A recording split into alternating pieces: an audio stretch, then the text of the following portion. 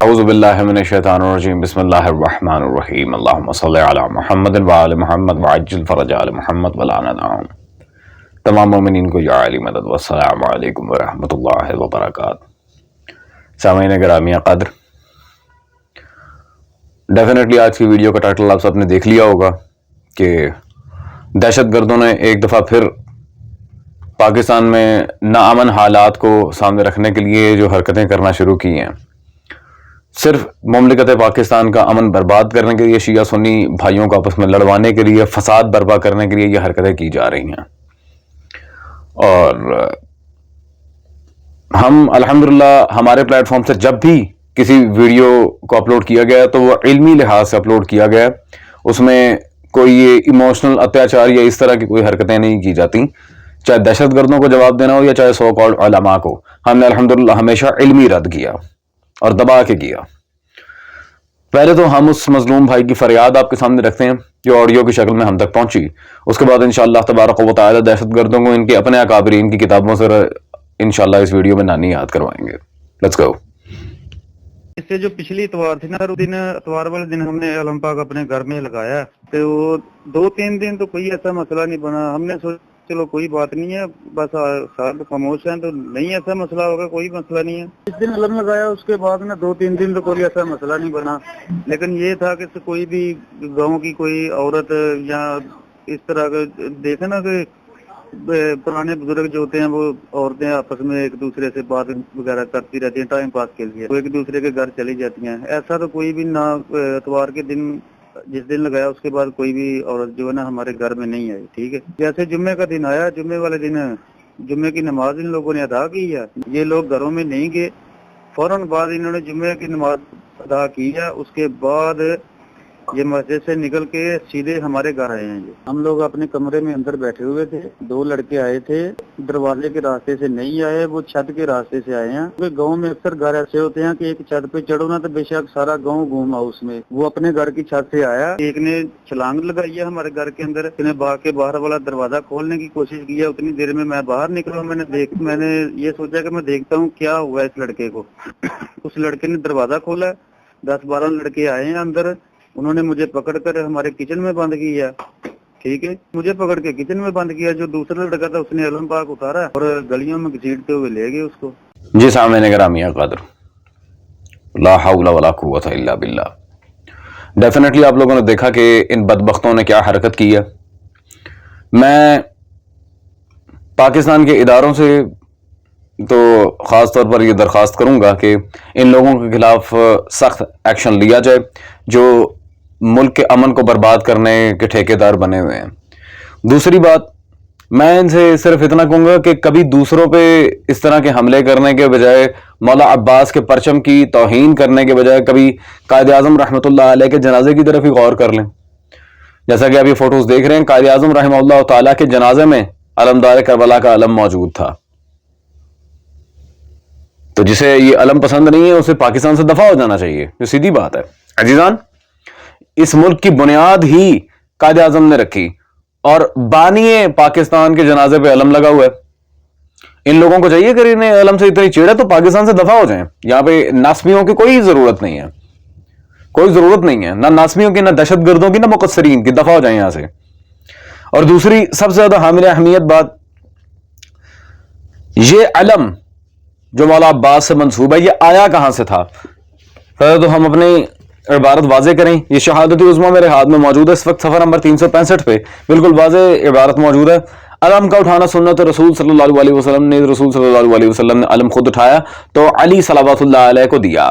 یہی علم نائب رسول امام حسین نے کربلا کے میدان میں حضرت عباس علمدار کو عطا فرمایا، عباس علمدار کو عطا فرمایا۔ عزیزان، تو یہ نبی صلی اللہ علیہ وآلہ وسلم کا پرچم ہے جو کربلا میں مولا عباس تک پہنچا، رسول اللہ سے امیر المومنین تک، امیر المومنین سے امام حسین، امام حسین سے پھر علمدار دشت نینوا، ایک پورا سلسلہ سند ہے باقاعدہ اس کا۔ اور اب اس پرچم کے بارے میں ذرا وضاحت کروں۔ یہ محمد بن عبد الوہاب نجدی کی کتاب التوحید میرے پاس موجود ہے۔ ابن عبد الوہاب نجدی نے اس میں صفحہ نمبر 42 پہ اسی پرچم کے بارے میں کیا لکھا؟ رسول اکرم صلی اللہ علیہ وسلم کا ارشاد کہ میں کل یہ پرچم ایسے شخص کو دوں گا جسے اللہ تعالیٰ اور اس کے رسول صلی اللہ علیہ وسلم سے محبت ہے اور اللہ اس کا رسول صلی اللہ علیہ وسلم بھی اس سے محبت کرتے ہیں، یہ آپ کی علامات نبوت میں سے ہے، یہ آپ کی علامات نبوت میں سے ہے۔ عباس کا علم رسول اللہ کی نبوت کی علامت ہے، اگر اس کی توہین کی گویا نبوت کی توہین کی جا رہی ہے۔ یہ ابن عبد الوہاب نجدی صاحب نے لکھا۔ عزیزان، وہابیوں پہ تو الحمدللہ اس سے حجت تمام ہو گئی۔ آئیں اب ذرا دیوبند کی طرف چلتے ہیں کہ ابن عبد الوہاب نجدی کی عبارت ان کے لیے قابل قبول ہے۔ یہ میرے ہاتھ میں موجود ہے جی، فتاوی رشیدیہ، اس میں صفحہ نمبر 272 پہ سوال ابن عبد الوہاب نجدی کا مذہب اور اس کا جواب لکھتے ہیں، محمد بن عبد الوہاب کو لوگ وہابی کہتے ہیں، وہ اچھا آدمی تھا، سنا ہے کہ وہ حنبلی مذہب حنبلی رکھتا تھا، یعنی امام احمد بن حنبل کا مقلد تھا، اور عامل بالحدیث تھا، بدعت و شرک سے روکتا تھا، مگر تشدید اس کے مزاج میں تھی۔ ٹھیک ہے جی، یہاں ابن عبد الوہاب نجدی کی تعریفیں ہو رہی ہیں باقاعدہ، دیوبندی بھی اسے بڑا اچھا مانتے ہیں، اور ماشاءاللہ جیسے کہ آپ نے دیکھا یہ رشید احمد گنگوئی نے فتاوی رشیدیہ میں واضح لکھا۔ عزیزان، تو اب ہم چلتے ہیں بریلوی مسلک کی طرف۔ یہ ان کے فقیہ ملت مفتی جلال الدین احمد امجدی، ان کی کتاب خطبات محرم میرے پاس موجود ہے۔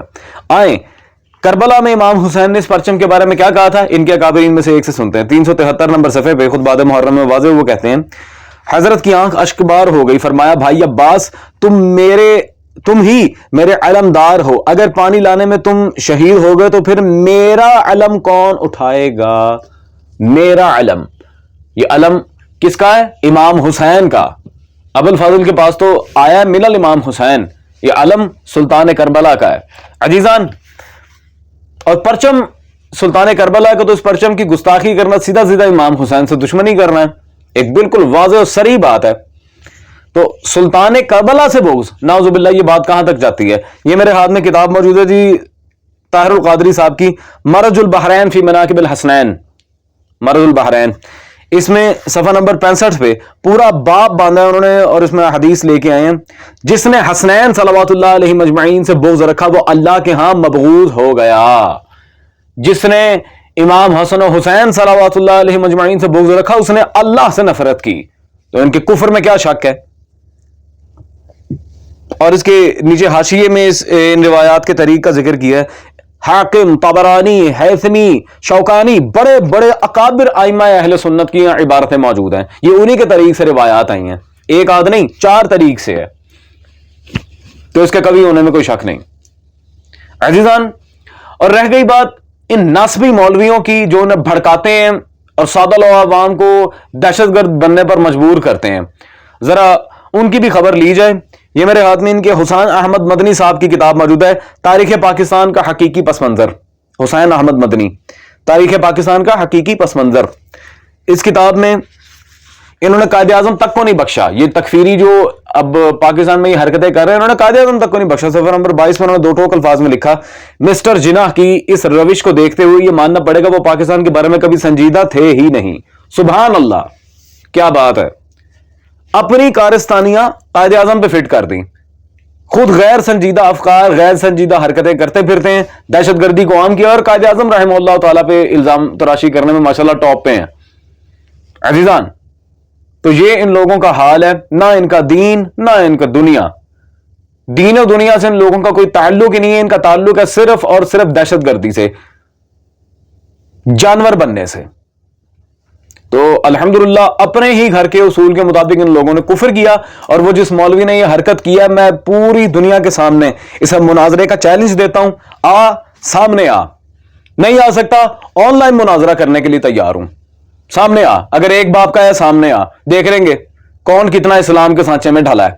دیٹس آل عزیزان، میرے خیال اتنی لتر پریڈ کافی ہے۔ فی امان اللہ۔